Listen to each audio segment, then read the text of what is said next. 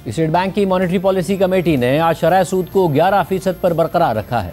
Monetary policy committee के एलामिया के मुताबिक सितंबर में कंज्यूमर प्राइस इंडेक्स के तहत महंगाई बड़े इजाफे के साथ 5.6% पर आ गई, जबकि कोर इन्फ्लेशन 7.3% की सतह पर मुस्तहकम रही।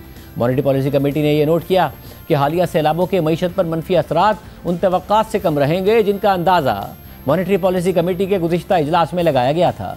सैलाबों से फसलों का मुमकिना तौर पर महदूद नुकसान हुआ है और सप्लाई कम मुतासिर हुई है, जबकि मुआशी सरगर्मियों में मजीद तेजी आई है, जिसके इशारे हाई फ्रिक्वेंसी इकनॉमिक इंडिकेटर्स में नजर आते हैं। मॉनेटरी पॉलिसी कमेटी के एलामिया के मुताबिक मुआशी आउटलुक में मजीद बेहतरी आई है, मगर उसके साथ ही कमेटी ने यह भी नोट किया कि इस मुआशी आउटलुक के हवाले से गैर यकीनी भी मौजूद है, जिनमें ग्लोबल कमोडिटी प्राइसेस, एक्सपोर्ट्स में इजाफे के चैलेंजेस, जिनमें टैरिफ की बदलती सूरत हाल भी शामिल है, जबकि डोमेस्टिक फूड सप्लाई के मसाइल भी इस मुआशी आउटलुक के लिए एक चैलेंज बन सकते हैं। इसी तनाजुर में मॉनेटरी पॉलिसी कमेटी समझती है कि शरह सूद को 11% पर बरकरार रखा जाए। कमेटी ने यह भी नोट किया कि उसके गुज़िश्ता इजलास के बाद कुछ अहम डेवलपमेंट्स हुई हैं। पहली है कि गुज़िश्ता माली साल के लिए तरक्की की शरह को PBS ने 2.7% से रिवाइज करके 3% कर दिया है। दूसरी है कि सैलाबों के बावजूद अहम खरीफ की फसलों की पैदावार गुज़िश्ता बरस की पैदावार के आसपास ही रहेगी। तीसरी है कि $500 मिलियन के यूरो बॉन्ड्स की अदायगी के बावजूद स्टेट बैंक के ज़रिए मुबादला के ज़खायर में मुसलसल इजाफा हो रहा है। और चौथा ये कि पाकिस्तान और IMF के दरमियान रिव्यू के बाद स्टाफ लेवल मुआहिदा हो गया है। पाँचवा ये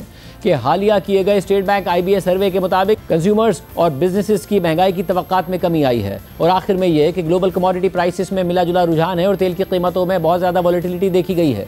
मॉनेटरी पॉलिसी कमेटी के एलामिया के मुताबिक इन तमाम अवामिल को मद्देनजर रखते हुए यह फैसला किया गया है कि शरह सूद को मजबूत रखा जाए ताकि महंगाई को 5 से 7% के टारगेट पर मुस्तहकम रखा जा सके।